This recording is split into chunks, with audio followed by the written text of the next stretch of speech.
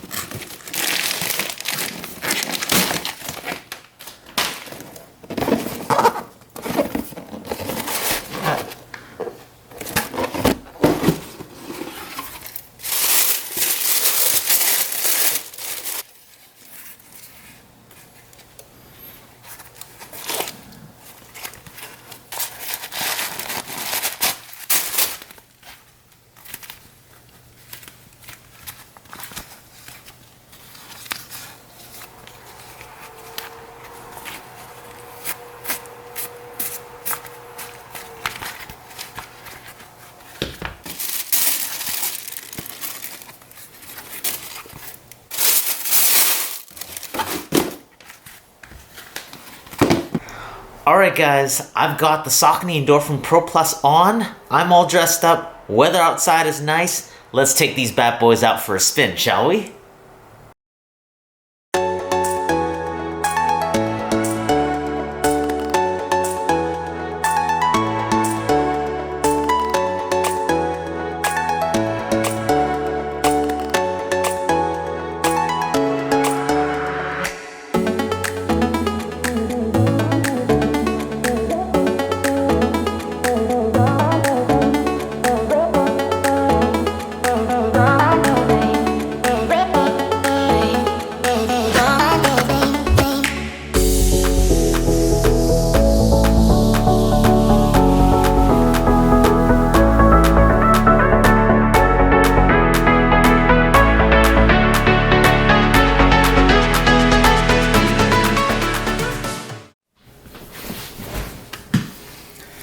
Alright guys, I'm back. I just came back from a 16-kilometer run in the Saucony Endorphin Pro Plus, so let's get down to a bit of a preliminary review. Remember, I will be posting a 100-kilometer review after I've gotten to really break in the shoe a lot more, get a race in perhaps, but this is my preliminary thoughts after having strapped them in, gone for a bit of a run, and just felt what the shoe actually feels like to actually move through a stride. So, yeah, so I ran 16 kilometers just now, on pavement, on road, at around a 4:20 pace.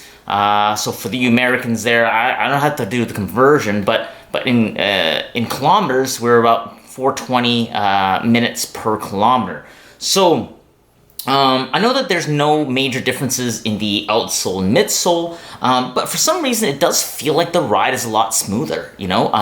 I remember feeling that the Endorphin Pro 1 was a little bit unstable, and I remember just feeling like my ankles were a little bit tired trying to stabilize, especially at high speeds. In the Pro Plus, it feels a lot firmer. It feels like there's a lot less lateral, like side-to-side give, and so I actually like the ride. I like that it's a little bit more stable. It feels like it's a better fit for anyone who has a wide foot. So if you have a lower arch or a wider foot, consider this shoe, try it on, see what you think. I think that it fits relatively well because I have very flat feet, and I always have. I've never really fit the the Vaporflies very well, or any of the like Adidas like Adios Pro or anything like that very well. And so this is quite a good shoe. Like I like the feel. The upper, when you look at it, it feels a little bit thicker and more durable than the old one. And so it makes you think that it's going to be hotter or heavier, but it actually, there's a little bit less stretch in it, I think. It actually breathes relatively well. My feet didn't feel too hot. Today was quite a sunny day. But yeah, it's strapped in well. You can notice that the laces on the top angles a little bit. So it kind of angles up. It doesn't sit directly on the top of the shoe straight down the line. I like this design. It's kind of a mix of that kind of burrito style lace and tongue setup, but it's not a burrito style. The tongue, as you can see, is free floating. So I like that you can adjust that. It's not sewed in except right at the bottom. But the angled lacing system I like because it allows for the tongue to sit directly on top of the tibialis anterior tendon, which is kind of commonly where you get a little bit of rubbing or pinching when you have these like high-level racing shoes that try to cut weight so they give you this like lightweight tongue. There's no padding there, and so if it doesn't sit flush, it can get really uncomfortable later in the run, especially if you're trying to like lace up and you maybe have a runner's knot going and you've really locked in the heel, then it digs into the front of the ankle and it doesn't feel good. But this one actually is pretty nice. It sits right on top of the ankle, so there's no discomfort or anything.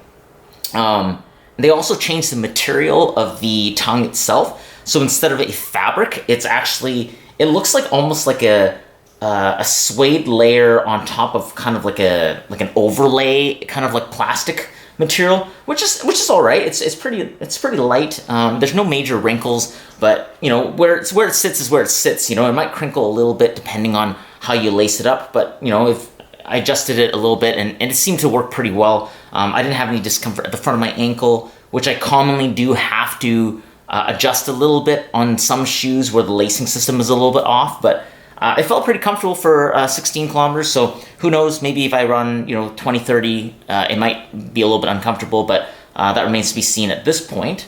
Another interesting feature is the heel tab and heel counter. So in the old Saucony Pro 1 and 2, you'll notice that the heel is a solid piece. So this whole section is solid and it's a cup, and you slide it on, there's structure to it, and you can't really step on this or anything. Like, it seems like a pretty solid heel.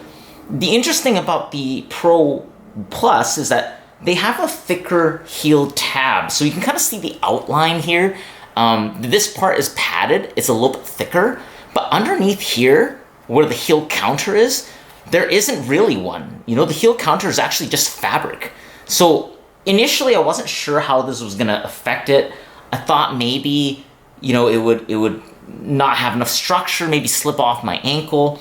And, like during the first couple kilometers, I did feel like it wasn't great. When I plantar flexed, it felt like the heel tab would dig into my ankle and it would collapse like this.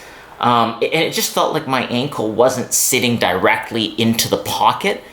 But, at the end of the day, I didn't have to tighten anything up though. Like, it didn't feel like the heel was slipping off my foot at any point during the run, and I kind of got used to it. So maybe it's just going to be a different feel to not have a uniform material straight through the heel. But I didn't have a problem with the heel coming off, so I'm going to race in it next weekend at the Royal Victoria Half Marathon, so we'll see how this holds up. I haven't actually laced up using like a lock-in lacing system. I just used the one-hole standard just to see what it was like. I might fiddle around with that a little bit for a couple of my training runs this week. The laces don't quite seem long enough for me to do that though, so I might have to either skip a hole or I might have to change the laces out. So that's one thing. But yeah, otherwise it seems pretty good. The insole that's included on the inside, I'm not sure if you can tell, but it's a little wider, so it rides up the side a little bit, which I like, because rather than having your foot come off the edge if you're a wider or flatter foot runner, they actually have the support on the insole. So I don't think I'll have to replace the insole on this shoe, which is actually a relief because I won't have to add weight to the shoe.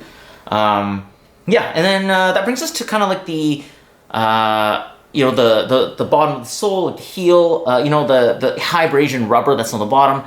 I know the setup is exactly the same as the Endorphin Pro 1 and 2. I mean, I'm a fan of it. It grips well. I did have a lot of wear on the Endorphin Pro 1 around the heel where I make, contact.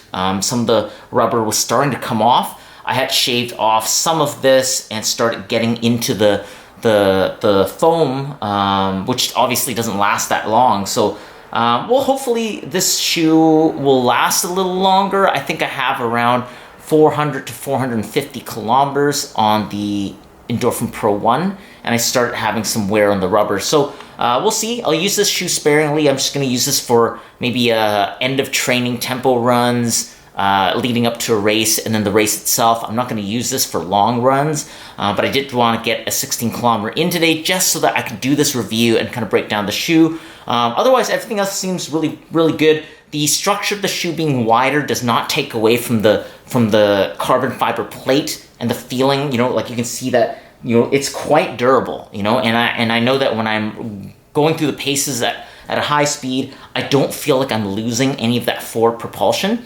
That when you strap in any of the Endorphin Pro line shoes, when you're walking, it almost feels like that speed roll technology actually pushes you forward. So it makes you almost want to take your next step and actually walk faster. And I felt the same thing when I was running.